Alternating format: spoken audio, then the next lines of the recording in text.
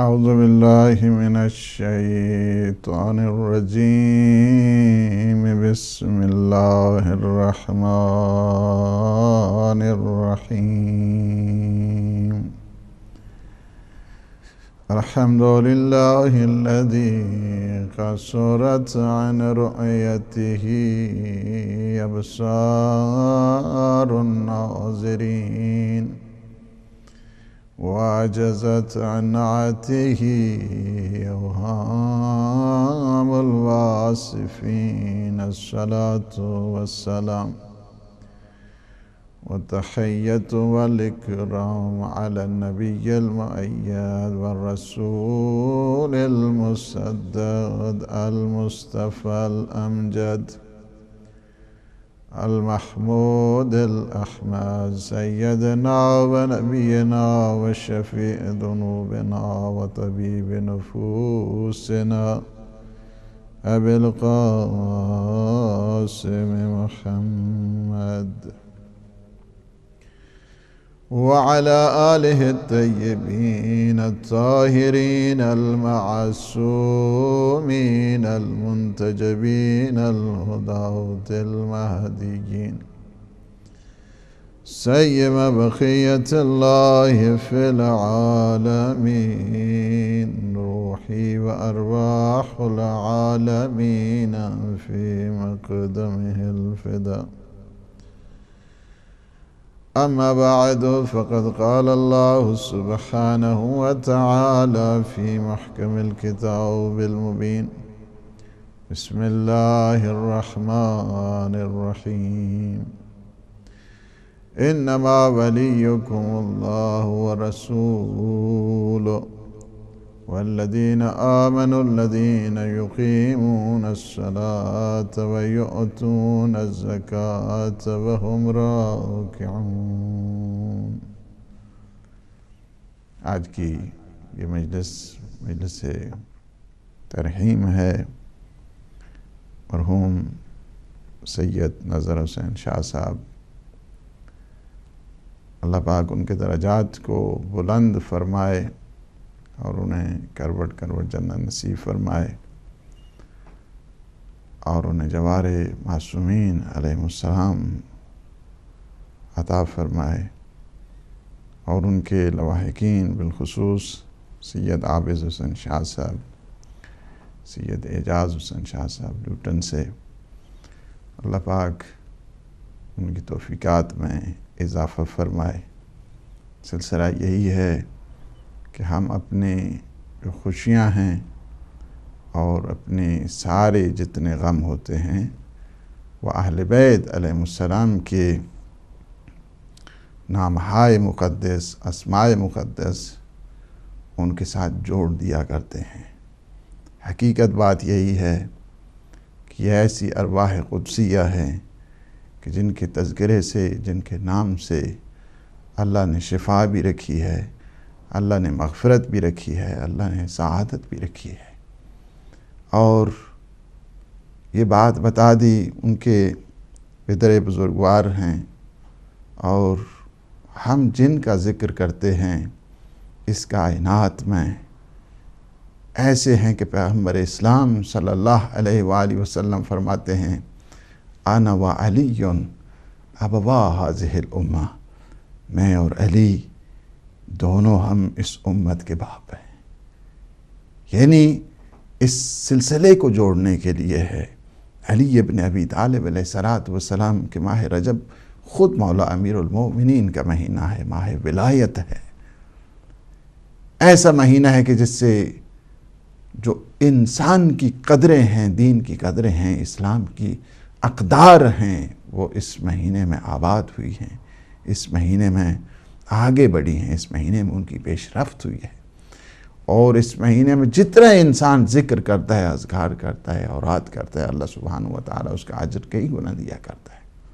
اور مولا امیر المؤمنین علی ابن ابی طالب علیہ السلام کا ہم ہر مجلس میں، ہر محفل میں جو ذکر ہے وہ حقیقت میں ذکر امیر المؤمنین، ذکر خدا ہے، ذکر رسول خدا ہے.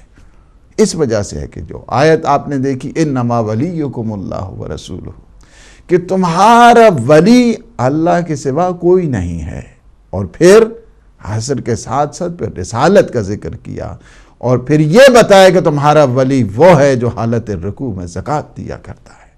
حالت رکوع میں کس نے زکوٰۃ دی ہے؟ تفاسیر ذرا اٹھا کے دیکھیں، آپ کو خبر ہے کہ اس جو زکوٰۃ ہے اس کا مبنی ہے، اور حالت رکوع میں جس ہستی نے زکوٰۃ دی ہے وہ علی ابن ابی طالب ہے۔ اسی وجہ سے پیغمبر اسلام نے بارہا مسلمانوں کو اس بات کی طرف متوجہ کیا، اگر سارے کے سارے خلائق علی ابن ابی طالب علیہ السلام کی ولایت کے تحت آ جاتے، اللہ کو کوئی ضرورت نہیں ہے جہنم کی تخلیق کی۔ ہاں اگر سارے کے سارے چلے جائیں منافقت کی طرف، ہیپوکریسی کی طرف، علی کی دشمنی کی طرف، علی کے عناد کی طرف، اسی لیے تو فرماتے ہیں کہ والذی بعثنی بالحق نبیہ، اس خدا کی قسم کہ جس نے مجھے مبعوث بنبوت کیا ہے، لا يقبل اللہ من عبد حسنة حتى يسألہ عن حب علی ابن ابی طالب۔ کوئی کسی کی نیکی اس وقت تک قابل قبول نہیں ہے جب تک اس کی محبت علی ابن ابی طالب ثابت نہیں ہے۔ یعنی انسان کی نیکیوں کی جو بنیاد ہے، انسان کی نیکیوں کا معیار بن رہا ہے محبت علی ابن ابی طالب۔ علی ابن ابی طالب کے ساتھ تمہیں محبت ہے یا محبت نہیں ہے؟ اسی وجہ سے ہے اگر سارے کے سارے لوگ، فرمائے لو جہد امیر المؤمنین جمیع من فی الارض، فرمایا کہ جو کچھ جتنے لوگ ہیں زمینوں میں، اگر یہ سارے کے سارے لوگ انکار کر دینا کس کا؟ علی ابن ابی طالب کا، فرمایا لعذبہم اللہ جمیعا وادخلہم النار، اللہ ان سب پہ عذاب کرے گا اور اللہ ان سب کو جہنم میں ڈال دے گا۔ اللہ سبحانہ وتعالی نے اس زمین اور آسمان کی بقا کا جو راز ہے حجت خدا کو قرار دیا ہے، اور سب سے بڑی حجت اللہ سبحانہ وتعالی کا اللہ کا رسول ہے، اور ان کے بعد جو عظیم ترین حجت ہے، حجت کبریٰ جس کو کہا جائے، وہ علی ابن ابی طالب علیہ السلام کی ذات ہے۔ اسی لیے محبت کو ایک مومن کا معیار قرار دیا گیا ہے۔ اسی لیے فرمایا کہ عنوان صحیفۃ المؤمن ایک حب علی ابن ابی طالب، یعنی مومن کے جو نام اعمال ہے نا، نام اعمال ہے اس کو جو پہلا چیپٹر ہے اور اس کے جو دیباچہ ہے، اس مومن کے نام اعمال کی جو کتاب اوپن ہوتی ہے اس کے اوپر لکھا ہوا ہے یہ محب علی ہے۔ محبت علی سے اس کی کتاب کا آغاز ہوا کرتا ہے۔ یہ محبت انسان کو ہمیشہ اطاعت کی طرف لے کر جاتی ہے، یہ محبت انسان کو ہمیشہ عمل کی طرف لے کر جاتی ہے۔ یہ بار بار کیوں کہا؟ پیغمبر اسلام نے اتنے فضائل کسی کے بارے میں آپ کو نہیں ملتے ہیں جتنے امیر المومنین علی ابن ابی طالب علیہ السلام کے فضائل کے سلسلے میں ملتے ہیں۔ اس کی کیا وجہ ہے؟ کیا یہ سوچا ہے کہ اتنے فضائل پیغمبر اسلام نے صلی اللہ علیہ وآلہ وسلم نے کیوں بیان کیے ہیں؟ علی ابن ابی طالب اس وجہ سے ہیں کہ جب انسان کو یہ خبر ہو جائے کہ جس کا مولا وہ ہے، جس کا آقا وہ ہے، جس کا رہنما وہ ہے، جس کا مقتدا وہ ہے، سیرت کی طرف آگے بڑھے گا، صراط مستقیم کی طرف وہ انسان آگے بڑھے گا۔ اور اگر علی ابن ابی طالب کے در سے کوئی دور ہے، جتنی مرضی ہے وہ نمازیں پڑھتا رہے، جتنے مرضی ہے وہ روزے رکھتے رہے، جتنی مرضی ہے وہ قربانیاں کرتا رہے، جتنے مرضی ہے وہ ایثار کرتا رہے، جتنے مرضی ہے وہ حج کرتا رہے، اللہ کسی کے حج کو، کسی کی عبادت کو، اس وجہ سے کہ شرط عبادت یہ ہے ولایت علی ابن ابی طالب، محبت علی ابن ابی طالب۔ اسی لیے یہ روایت ہے، خود پیغمبر اسلام صلی اللہ علیہ وآلہ وسلم نے فرمایا کہ یا علی لو ان عبدا عبد اللہ عز وجل مثل ما قام نوح فی قومہ، کہ اگر کوئی شخص اتنی اللہ کی عبادت کرے کہ جتنی حضرت نوح نے اپنے قوم کے درمیان کی ہے، وَكَانَ لَهُ مِثْلُ أُحْدٍ ذَهَبًا فَانْفَقَهُ فِي سَبِيلِ اللَّهِ، اور اللہ اسے اتنا رزق دے کہ کوہ احد جتنا سونا راہ خدا میں دے دے، فرمائے وَمُدَّ فِي عُمْرِهِ حَتَّى حَجَّ أَلْفَ عَامٍ عَلَى قَدِمَيْهِ، اور اللہ اس کی زندگی کو اتنا دراز کرے کہ وہ 1000 حج پا پیادہ کرے۔ یعنی آپ نے دیکھا کہ منزلت کیا ہے ایک انسان کی، اہمیت کیا ہے ایک انسان کی، معیار کیا ہے ایک انسان کا۔ عبادتیں اتنی ہو جائیں کہ کہ جتنی حضرت نوح نے اپنی قوم کے درمیان کی ہیں، اللہ اس کی زندگی کو اتنا دراز کرے کہ وہ 1000 حج پاپی ادا کرے، تو پھر روایت میں یہ ہے ثم قتل ما بین الصفا والمروہ مظلوما، اور پھر آخری حج کے دوران صفا اور مروہ کے درمیان حالت مظلومے میں مارا جائے۔ فرمایا کہ ثم لم یوالکا، اگر وہ تیری ولایت کا دم نہیں بھرتا یا علی، لم یشم رائحۃ الجنہ ولم یدخلھا، جنت میں جانا کجا، جنت کی خوشبو تک وہ نہیں سونگھ سکتا ہے۔ یہ کیا ہے؟ یہ بتانے کے لیے کہ آج ہے سارے کا سارا سب سے بڑا جو پلیٹ فارم ہے عبادتوں کا، تقوی کا، سب سے بڑا جو معیار ہے انسان کے انفاق کا، انسان کی چیریٹی کا، انسان جو کچھ بھی راہ خدا میں خرچ کر رہا ہے، اپنی ساری اس کی توانائیاں یہ ہے کہ تو نے جو مرکز اطاعت ہے اسے مانا ہے یا نہیں۔ علی ابن ابی طالب علیہ السلام کی جو ذات اقدس ہے، اسی لیے فرمایا جب تم جہاں پہ بیٹھو زینوا مجالسکم بذکر علی ابن ابی طالب لأن ذکرہ ذکری و ذکری ذکر اللہ و ذکر اللہ عبادہ، کہ اپنی جتنی مجالس ہیں انہیں ہمارے بھائی علی ولی کے ذکر سے تم زینت دیا کرو، چونکہ ان کا ذکر میرا ذکر ہے، میرا ذکر اللہ کا ذکر ہے۔ اسی لیے ہے کہ اس قدر عبادتوں کے، حتیٰ کہ خود روایات میں ہے کہ خلیفہ اول حضرت ابو بکر، روایت میں یہ ہے کہ رأیتو، حضرت عائشہ کی یہ روایت ہے، فرماتی ہیں ام المؤمنین، فرماتی ہیں رأیتو ابا بکر یکثر النظر الی وجہ علی ابن ابی طالب، میں نے دیکھا کہ ہمیشہ ہر دم وہ علی ابن ابی طالب کے چہرے اقدس کی طرف دیکھا کرتے تھے۔ فقلتو، تو میں نے پوچھا یا ابت اراک تکثر النظر الی وجہ علی ابن ابی طالب، تکثر فرمایا کہ تکثر النظر، آپ زیادہ تر گفتگو کرتے ہیں، گفتگو مجھ سے ہوتی ہے، نگاہیں آپ کے علی ابن ابی طالب علیہ السلام کے چہرے اقدس کی طرف ہوتی ہیں۔ فرمایا یا بنیا، بیٹی آپ کو پتہ نہیں ہے، سمعت رسول اللہ، میں نے اپنے آقا و مولا رسول خدا سے یہ سنا ہے، یقول النظر الی وجہ علی ابن ابی طالب عبادہ، علی کے چہرے کی طرف دیکھنا عبادت، علی کی طرف نگاہ کرنا عبادت، علی کے چہرے، النظر، الرؤیا نہیں کہا گیا، النظر الی وجہ علی ابن ابی طالب عبادہ، علی کے چہرے اقدس کی طرف دیکھنا عبادت ہے، جس کے چہرے اقدس، اسی وجہ سے تو فرمایا گیا کہ کچھ چہرے ہیں کہ جن کی طرف نگاہ کرنا عبادت ہے، نگاہ کرنا، اسی لیے فرمایا کہ النظر الی المصحف عبادہ، قرآن کی طرف نگاہ کرنا، قرآن پہ نگاہ کرنا عبادت ہے۔ پھر فرمایا کہ والدین کے چہرے کی طرف دیکھنا یہ عبادت ہے، والدین کی، اس وجہ سے اللہ سبحانہ و تعالیٰ نے ایک خاص عظمت رکھی ہے والدین کے لیے، ایک خاص جہت رکھی ہے والدین کے لیے۔ اسی لیے اگر قرآن کی طرف آپ نگاہ کریں اور سورہ اسراء کو دیکھیں، آیت نمبر جو 23 ہے، فرمایا وَقَضَىٰ رَبُّكَ أَن لَا تَعْبُدُوا إِلَّا إِيَّاهُ وَبِالْوَالِدَيْنِ إِحْسَانًا، تمہارے رب کا یہ فیصلہ ہے، تمہارے رب کی طرف سے یہ ڈیسیجن آ گیا ہے، تمہارے رب نے فیصلہ کر دیا ہے کہ اللہ کے سوا کسی کی عبادت نہ کرنا، اور پھر کیا ہے وَبِالْوَالِدَيْنِ إِحْسَانًا، اور ہمیشہ اپنے والدین کے ساتھ حسن سلوک کرتے رہنا ہے۔ والدین کے ساتھ حسن سلوک کا حکم دیا گیا، والدین کے ساتھ تمہارا رویہ اس طرح عام لوگوں کی طرح رویہ نہیں ہونا چاہیے، تمہارے والدین کا اللہ نے اس قدر احترام رکھا ہے۔ اور پھر فرمایا اما یبلغن عندک الکبر احدہما او کلاہما، اگر ان دونوں میں سے کوئی ایک بوڑھا ہو جائے نا، یا دونوں بوڑھے ہو جائیں، فلا تقل لہما اف، تو انہیں اف تک نہیں کہنا ہے، اس وجہ سے کہ اف بھی ان کی شان میں اہانت شمار کی جاتی ہے، ان کی شان میں اف تک نہیں کرنا۔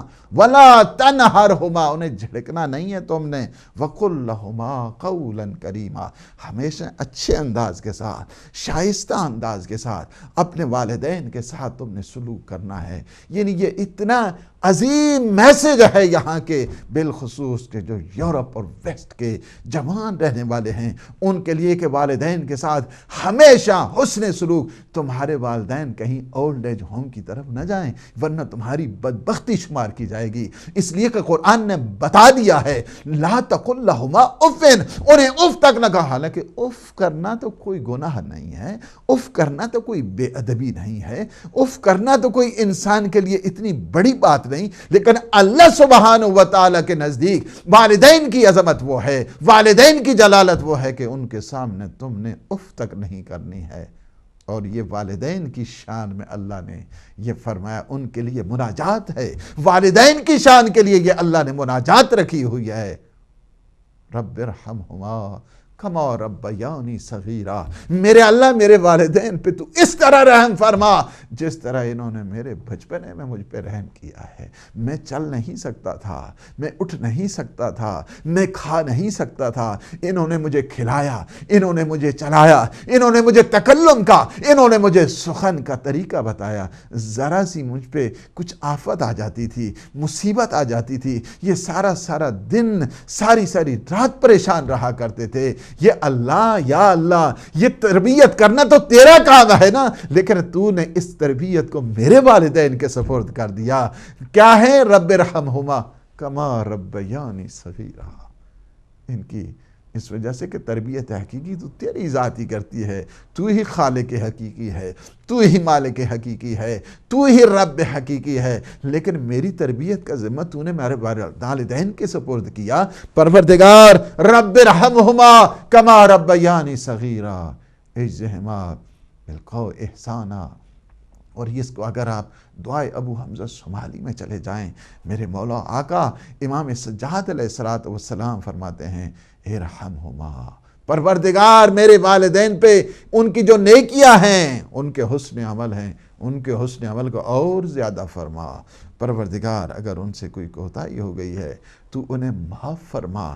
یہ دعائے ابو حمزہ صومالی میں اضافہ ہے، اور یہاں تک والدین کے سلسلے میں احسان کی بات کی ہے۔ یہ وہ احسان نہیں ہے کہ جو ہمارا اردو والا احسان ہے۔ والدین پہ انسان کیا احسان کر سکتا ہے؟ یہ عربی کا یہ نزاکتوں کو انسان دیکھا جائے، اور یہ فرمائے کہ وَبِالْوَالِدَيْنِ احسانا، کہ اپنے والدین کے ساتھ تم نے احسان یعنی حسن سلوک کرنا ہے، اچھے انداز کے ساتھ بیہیو کرنا ہے، اچھے انداز کے ساتھ تمہارا رویہ ہونا چاہیے۔ یہ نہیں ہے کہ احسان کہ وَبِالْوَالِدَيْنِ احسان ہے کہ اپنے والدین پہ تم احسان کرو، انسان کی ساری زندگی ختم ہو جائے، اگر ہزاروں دفعہ بھی انسان کو زندگی مل جائے پھر بھی اپنے والدین کے اوپر احسان نہیں کر سکتا۔ یہ جملہ ایسا ہے، قرآن کی نزاکتوں کو سمجھنے کی ضرورت ہے۔ وَبِالْوَالِدَيْنِ عَدْلًا نہیں کہا ہے، وَبِالْوَالِدَيْنِ احسانا۔ کسی صورت میں بھی تم والدین کے قرض کو کبھی چکا نہیں سکتے ہو، کسی صورت میں تم والدین کے احسان کو کبھی بھول نہیں سکتے ہو، کسی صورت میں تم والدین کی نیکیوں کا کوئی بدلہ نہیں دے سکتے ہو۔ احسان ہے، یہ عدلہ نہیں ہے کہ تم یہ کہو کہ بابا آپ نے میرے اوپر کتنا خرچ کیا ہے، آپ کو کتنی زحمت اٹھائی ہے، میں چاہتا ہوں کمپنسیٹ کر دوں، اور بابا کہہ دے، والدہ کہہ دے، والدین اس کے کہہ دیں کہ بیٹا ہم نے تمہارے لیے اتنا خرچہ کیا تھا، تمہاری پڑھائی پہ ہم نے اتنا خرچہ کیا، تمہاری میڈیکیشن پہ ہم نے اتنا خرچہ کیا، تم بیمار ہو جاتے تھے ہم نے اتنا خرچہ کیا، تمہارے ٹریول کے اوپر اتنا خرچہ کیا، تمہاری انٹرٹین کے اوپر اتنا خرچہ کیا، یہ سارے ممکن ہے کہ اتنے 5 ملین ہم نے تمہارے لیے خرچ کر دیا۔ کہا بابا یہ لے لو 5 ملین کا چیک تاکہ میرا اور آپ کا حساب برابر ہو جائے۔ نہیں، والدین کی کسی ایک نیکی کا انسان پوری زندگی بھی کئی زندگیاں قربان ہو جائیں، والدین کی کسی ایک نیکی کا بھی انسان اجر نہیں دے سکتا۔ اسے اگر آپ سنیں نا، اپنے مولا اور آقا امام جعفر صادق علیہ السلام سے ایک شخص نے آ کر حج کی ساری زحمتیں اٹھائیں، اپنے شولڈر پہ اپنی والدہ کو سارا حج کرا دیا، اور آیا مولا کی بارگاہ میں، کہتے ہیں قبلہ یہ بتائیے، مولا یہ بتائیے، فرزند رسول یہ بتائیے، میں نے اپنی والدہ کو اپنے کندھوں پہ اٹھا کر، اپنی دوش پہ اٹھا کر، اپنے شولڈر پہ اٹھا کر میں نے سارے کا سارا حج ادا کرا دیا، فرزند رسول بتائیے کیا میں نے اپنی والدہ کے حق کو ادا کر دیا ہے؟ فرمایا نہیں، والدہ کے حق کو، یہ تو اس ایک رات کی کروٹ کہ جب تم گیلے ہوتے تھے، تم ویٹ ہوتے تھے، وہ والدہ تمہاری خود گیلی جگہ پہ لیٹ جاتی تھی، تمہیں خوش جگہ پہ لٹایا کرتی تھی، ابھی تک تو اس ایک کروٹ کا بھی تم نے ابھی اجر ادا نہیں کیا، کیا سوچ رہے ہو کہ تم نے والدہ کے حق کو ادا کر دیا ہے؟ نہیں، دیٹ از امپاسبل، نہیں ہو سکتا انسان والدین کے حقوق کو، اور یہ شان اللہ سبحانہ و تعالیٰ نے رکھ دی ہے، اسی لیے فرمایا نظر الولد الی والدیہ حبا لہما عبادہ، خوش بحال جن کے والدین زندہ ہیں، خوش ہو جایا کرو، خوش ہو جایا کرو، والدین کے چہرہ اقدس کی طرف فقط دیکھ لینا فقط، النظر الولد الی والدیہ حبا لہما، محبت کے طور پر with love and affection، جب وہ اپنے چہرے والد اور والدہ کے چہرے کی طرف دیکھتا ہے، فرمایا کہ حبا لہما Ubadah, that is a worship of God، یہ کیا ہے؟ یہ عبادت پروردگار ہے، تم نگاہ رکھو اپنے والدین کے چہرے اقدس کی طرف۔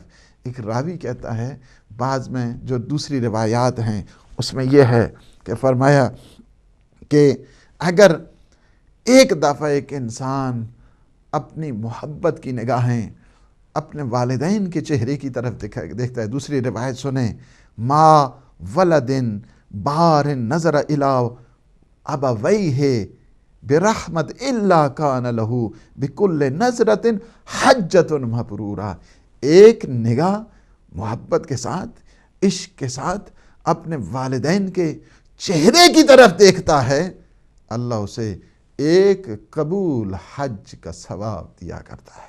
کہتے ہیں، راوی کہتا ہے، فقالوا یا رسول اللہ، صحابی بیٹھے ہیں پوچھ رہے ہیں، یا رسول اللہ یہ بتائیے، وَإِن نَظَرَ فِي كُلِّ يَوْمٍ مِئَةَ نَظْرَةٍ، اگر ہم ہر دن محبت اور عشق کے ساتھ 100 مرتبہ اپنے والدین کے چہرے اقدس کی طرف دیکھیں تو کیا ہمیں 100 مرتبہ حج کا ثواب ملے گا؟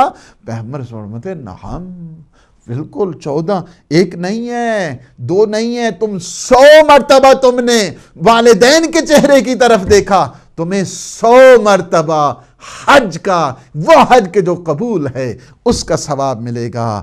اللہ اکبر، ما اطیب، تمہیں کیا پتا ہے اللہ کا لطف کیسا ہے، اللہ کا احسان کیسا ہے، تم نگاہ کرتے رہو والدین کے چہرے کی طرف، ایک نگاہ میں ایک حج کا تمہیں ثواب ملے گا۔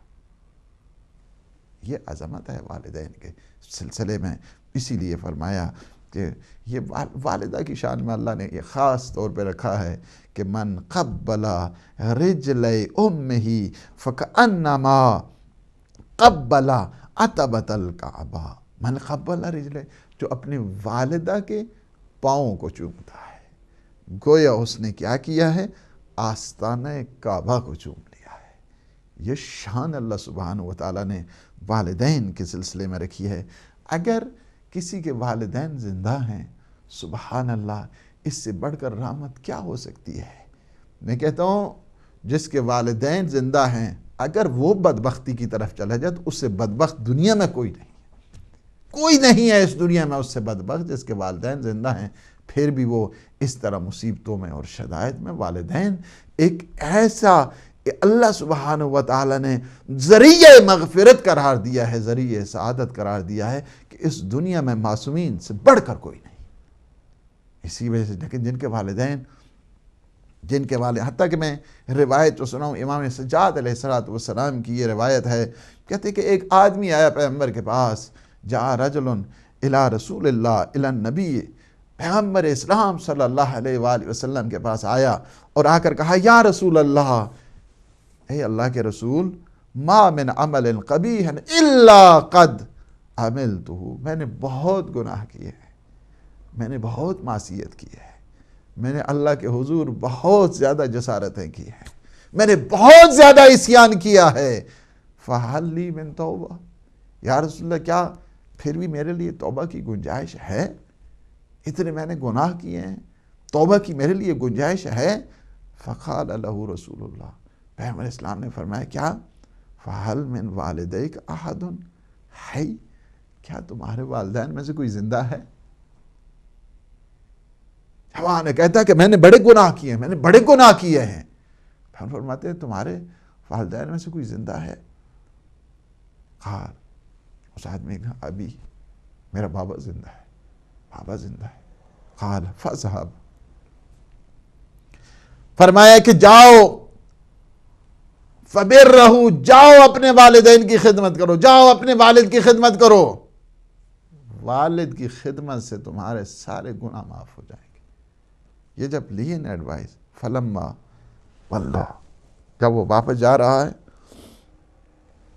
قال رسول اللہ، صحابی جو بیٹھے ہوئے تھے نا پاس، قال رسول اللہ، پیغمبر اسلام نے کیا فرمایا؟ لو کانت امہ، اے کاش اس کی ماں زندہ ہوتی، اے کاش اس کی ماں زندہ ہوتی۔ اللہ نے سلسلہ رحمت کو رکھا ہے، یہ والدین مظہر رحمت پروردگار ہے۔ اگر خدا کی کسی کو شفقت دیکھنی ہے، خدا کو کسی کی رحمت دیکھنی ہے، رحمت پروردگار اگر کسی کو چاہیے اور دیکھنی ہے، تو اسے چاہیے کہ ہمیشہ کیا ہے، اپنے والدین کے پاس، والدین کسی کے لیے دعا کر دیں۔ والدین اسی طرح ہے کہ گویا ایک نبی نے دعا کر دی ہے، ایک نبی نے دعا کر دی۔ اسی لیے بعض روایات میں ہے کہ والدین کی جو خدمت کرنے والے ہیں، حتیٰ کہ ان کے جب ٹائم آ جاتا ہے نا، ٹائم فریم، ان کی ڈیتھ کا جب آ جاتا ہے، ان کی موت کا آتا ہے، اسرائیل فرشتہ جب جاتا ہے نا، اسرائیل فرشتہ، اللہ روک دیتا ہے، کہتا ہے نہیں، یہ والدین کا خدمت گزار ہے، ابھی اس کی روح نہیں قبض کرنی، اس کی روح نہیں قبض کرنی ہے۔ دیکھو یہ پیغمبر اسلام خود فرماتے ہیں، رأیت فی المنام، میں نے کیا ہے، رأیت بالمنام رجلا من امتی، میں نے خواب میں دیکھا، نام نہیں بتایا، میں نے خواب میں دیکھا میری امت کا ایک آدمی ہے، کیا ہے، قد اتاہ ملک الموت لقبض روحی فجاءہ برہ بوالدیہ فمنعہ منہ، آیا ملک الموت آتا ہے، حضرت اسرائیل آتا ہے اس کی قبض روح کے لیے، اللہ کی طرف سے حکم آتا ہے نہیں، یہ تو والدین کی خدمت گزار ہے، یہ والدین کا اتنا نیک بچہ ہے، آپ اس کی قبض روح کریں؟ نہیں، اس کی قبض روح نہیں کرنی ہے، یہ پیغمبر اسلام کا ہے صلی اللہ علیہ وآلہ وسلم۔ اس لیے جب لوگ آتے تھے نا حاجتیں لے کر، پیغمبر اسلام فرماتے تھے کہ تم جاؤ اپنے والدین کے پاس، والدین کے پاس جاؤ اپنی حاجتوں، کہتے یا رسول اللہ والدین کے تو زندہ نہیں ہیں۔ فرمایا اچھا جاؤ ان کی قبروں پہ تم چلے جاؤ، جاؤ قبروں پہ جا کر، وہاں پہ جا کر تم دعا کرو۔ یہ تکفیری ہیں جو تمہیں کہتے ہیں کہ قبروں پہ جانا بدعت ہے، یہ پیغمبر اسلام کے دین کو فالو کرنے والے نہیں ہیں، یہ پیغمبر اسلام کے دین کو ماننے والے نہیں ہیں۔ پیغمبر اسلام کی شان دیکھی، پیغمبر اسلام کی تعلیمات دیکھی کہ پیغمبر اسلام کس طرح بتاتے، فرماتے تھے جاؤ تم اپنے والدین، یا رسول اللہ والدین تو زندہ نہیں ہیں، فرماتے تھے جاؤ تم ان کی قبروں پہ جا کر، وہاں جا کر تم دعا کیا کرو۔ یا رسول اللہ قبریں بھی پتہ نہیں ہے ابھی قبروں، ہم چھوٹے تھے، فوت ہو گئے والدین، ہم باہر آ گئے، اب خبر پتہ نہیں چل رہی ان کے بارے۔ فرماتے تھے میرے سامنے دو قبریں بناؤ، میرے سامنے، ایک کو والد کی قبر تصور کرو، ایک کو اپنے والدہ کی قبر، دعا کرو، بوسہ دے دو، یہاں پہ میرے سامنے بناؤ۔ یہ پیغمبر اسلام بتاتے تھے، شبیہ بنا کر، مثالیں بنا کر، قبروں کی طرف حرمت کے قائل ہو کر، تاکہ جائیں لوگ، یہ دنیا پرستی نکلتی ہے انسان کی جب انسان قبروں کی طرف جاتا ہے۔ اسی لیے ہے روایت میں یہ کہ من زار قبر ابویہ، کہ جو شخص کیا کرتا ہے، اپنے والدین کی قبروں کی زیارت کے لیے جاتا ہے، او احدہما، یا مثلا ایک زندہ ہے ایک کا انتقال ہو گیا ہے، ان میں سے کسی ایک کی قبر کی زیارت کے لیے جاتا ہے۔ یہ پیغمبر اسلام صلی اللہ علیہ وآلہ وسلم کی روایت، یہ حدیث ہے۔ من زار قبر ابویہ، کہ جو شخص اپنے والدین کی قبور کی زیارت کے لیے جاتا ہے، اور احدہما، یا ان میں سے کسی ایک کی قبر کی زیارت کے لیے جاتا ہے، کب؟ فی کل جمعہ، یہ میں ہر شب جمعہ آپ کو بتاتا رہتا ہوں نا کہ جایا کرو، اپنے مرحومین کی شب ہے یہ کس لیے؟ فی کل جمعہ، کہ جو ہر جمعہ کے دن جاتا ہے اپنے والدین یا ان میں سے کسی ایک کی قبر اطہر پہ جاتا ہے اور زیارت کے لیے جاتا ہے، غفر لہو وکتب برٌ، اس سے اللہ معاف کر دیتا ہے اور اس کے ہر قدم پہ اس کو نیکیاں ملا کرتی ہیں۔ یہ آپ نے دیکھا کہ والدین کے انسان جو خدمت گزار ہوا کرتا ہے ہمیشہ دنیا میں بھی آباد ہوتا ہے، آخرت میں بھی آباد ہوا کرتا ہے، اور اسی طرح جو انتظام کرتا ہے، دیکھیں یہ والدین کے سلسلے میں، اسی لیے فرمایا کہ جو شخص والدین کے سلسلے میں کوتاہی کرتا ہے وہ بدبخت ترین آدمی ہے۔ اسی لیے فرمایا کہ من ذکرنی ولم یصلی علیہ، فرمایا 3 شخص کیا ہیں؟ بڑے بدبخت ہیں۔ 3 شخص بڑے بدبخت ہیں۔ ایک کون سا ہے؟ ایک شخص وہ ہے کہ میرا نام آئے اور صلوات کہا جائے، صلوات نہیں پڑھتا ہے، یعنی جب اسم محمد آ جائے، اللہم صلی علی محمد و آل محمد، اسی لیے فرمایا کہ ایک بخل کی دلیل یہ ہے کہ جب میرا نام آئے اور وہ صلوات نہ پڑھے، اور فرمایا کہ من ذکرنی، جو میرا ذکر کرتا ہے، جو میری یاد کرتا ہے، ولم یصلی علیہ فقد شقیہ، اور وہ مجھ پہ صلوات نہیں پڑھتا ہے، مجھ پہ درود نہیں پڑھتا ہے، اس نے مجھ پہ کیا کیا ہے؟ اس نے مجھے جو صلوات نہیں پڑھتا وہ بدبخت ہے، یعنی شقی بن جاتا ہے۔ وَمَنْ أَدْرَكَ رَمَضَانَ فَلَمْ تُصِبْهُ الرَّحْمَةُ فَقَدْ شَقِيَ، اور جو ماہ مبارک رمضان آ جائے اور اس میں اس کا غفران تلاش نہ کرے تو اس نے بھی بدبختی کی ہے، اس لیے کہ وہ بھی بدبخت ہو گیا کہ اتنا عظیم اللہ کا مہینہ آیا، اور ماہ مبارک رمضان تو مغفرت کا مہینہ ہے، اس نے اپنے آپ کو پھر بھی معاف نہیں کرایا، تو اس سے بدبخت اور کون ہو سکتا ہے؟ وَمَنْ أَدْرَكَ أَبَوَيْهِ أَحَدُهُمَا لَمْ يُبَرُّ فَقَدْ شَقِيَ، اور جسے اپنے والدین جیسی نعمت مل گئی ہے، اس کی زندگی میں ملے ہیں، اور یہ ہے کہ اس کی زندگی میں حیات ہیں، پھر بھی ان کی خدمت نہیں کرتا، تو اس سے بدبخت اور کون ہو سکتا ہے؟ یہ بات بتا دی اور یہ بات سمجھا بھی دی ہے کہ دیکھنا ہمیشہ، تم یہ نہ دیکھنا کہ تمہارے والدین کیا ہیں، یہ میں آخری بات کہہ کے تمام کر دوں، یہ نہ دیکھنا کہ وہ کیا ہیں، حتیٰ کہ اگر کسی کے والدین کافر بھی ہوں، لیکن کسی بچے کو یہ حق نہیں پہنچتا ہے کہ اس کی بے احترامی کرے۔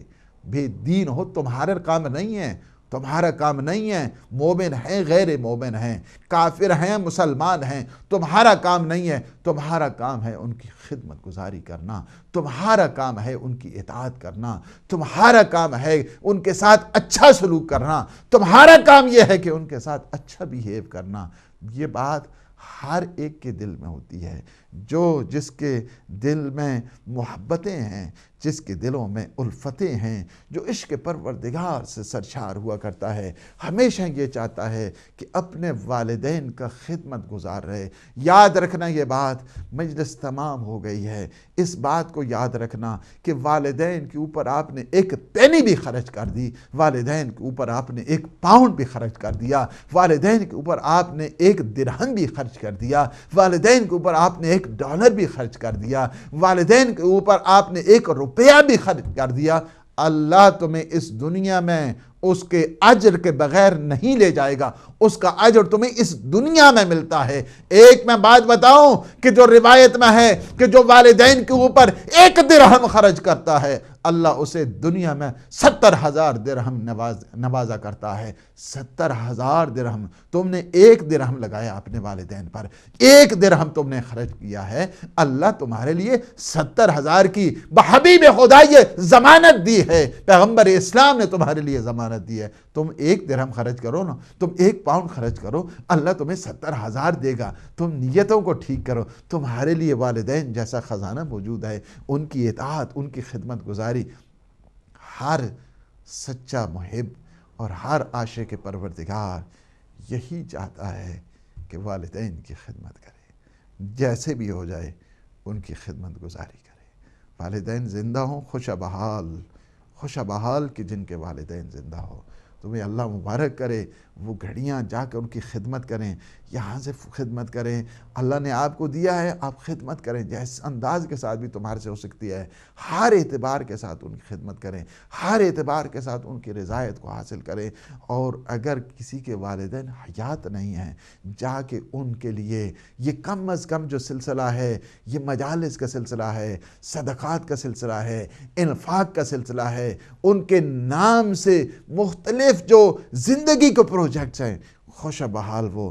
اگر تمہیں حج کی توفیق ہو تم حج کرو, تمہیں زیارتوں کی توفیق ہو زیارتوں کرو. اور کچھ نہیں, گھر کے ایک گوشے میں ایک جا نماز بچھا کر تم 2 رکعت تو نماز پڑھ سکتے ہو, تم ایک فاتحہ تو ضرور پڑھ سکتے ہو, ایک صلوات تو ہر روز پڑھ سکتے ہو, ایک صدقہ و خیرات تو ان کے لیے کر سکتے ہو. یہ بہت بڑے کرم کے اللہ سبحانہ و تعالیٰ کے مظہر ہیں. اور ہمیشہ جو لائق اولاد ہوتی ہے چاہتی یہی ہے ہر نیک اولاد اپنے والدین کی مدد کرے.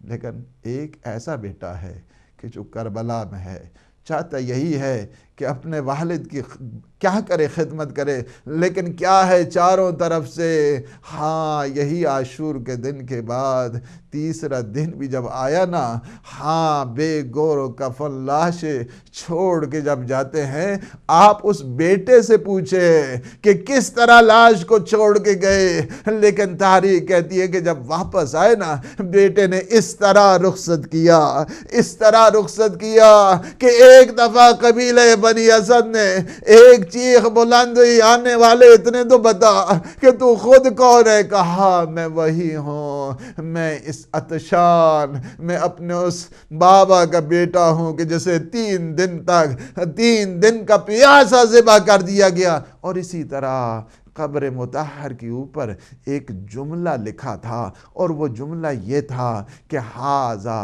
قبر ابھی, یہ میرے بابا کی قبر ہے, الذی قتلوہ عطشانا, کہ جسے 3 دن کا تشنا پیاسا ذبح کر دیا گیا. یا اللہ, اس بیٹے کا واسطہ, سید سجاد کی اس مظلومی کا واسطہ, پروردگار ہمارے ان لمحات کو اپنی عبادت میں شمار فرما. خدا بحق محمد و آل محمد ہمارے گناہوں سے عفو درگزر فرما. خدا بحق محمد و آل محمد پروردگار ہماری کوتاہیوں کو تو معاف فرما. پروردگار ہم سب کی عاقبت بخیر فرما. خدا بحق محمد و آل محمد ہمارے جتنے مومنین مومنات حاجات رکھتے ہیں, پروردگار تو ان کے حوائج شرعیہ کو پورا فرما. خدا بحق محمد و آل محمد ہمارے جتنے مومنین مومنات مریض ہیں, بیمار کربلا کا ذکر ہوا, پروردگار بیمار کربلا کے طفیل انہیں صحت, سلامتی, شفاء کامل اور عاجل عطا فرما. خدا بحق محمد و آل محمد ہم سب کے مرحومین, وہ مرحومین جن کا کوئی والی وارث نہیں ہے, شہداء عزیز, عزاداران سید و شہداء مرحومین, اور بالخصوص سید نظر حسین شاہ صاحب, پروردگار تو نے جوار رحمت, جوار عصمت, جوار سید و شہداء میں جگہ عنایت فرما. خدا بحق محمد و آل محمد ان کے گناہان صغیر اور کبیرہ کو معاف فرما. ان کے پسماندگان لواحقین سید عابد حسین شاہ, سید اعجاز حسین نقوی لٹن سے ہیں, اللہ سبحانہ و تعالیٰ پروردگار ان کے گھر میں خیر و برکت عطا فرما. انہیں آفات بلیات سے محفوظ فرما, رزق طیب, رزق حلال عطا فرما. خدا بحق محمد و آل محمد عالم اسلام کو سر بلند فرما, عالم طاغوت کو نابود فرما. امام زمان قطب عالم امکان کے ظہور پر نور تعجیل فرما. اپنی دعاؤں کی قبولیت کے لیے اپنے مولا اور آقا امام زمان اجل اللہ تعالی فرج و شریف کی صحت و سلامتی کے لیے ہم سارے مل کے دعائیں فرج پڑھتے ہیں. بسم اللہ الرحمن الرحیم. اللہم کن لولیک الحجۃ ابن الحسن صلواتک علیہ وعلی آبائہ فی ہذہ الساعة وفی کل ساعة ولیا وحافظا وقائدا وناصرا حتى تسكنه أرضك طوعا وتمتعه فيها طويلا برحمتك يا أرحم الراحمين. اللهم صل على محمد.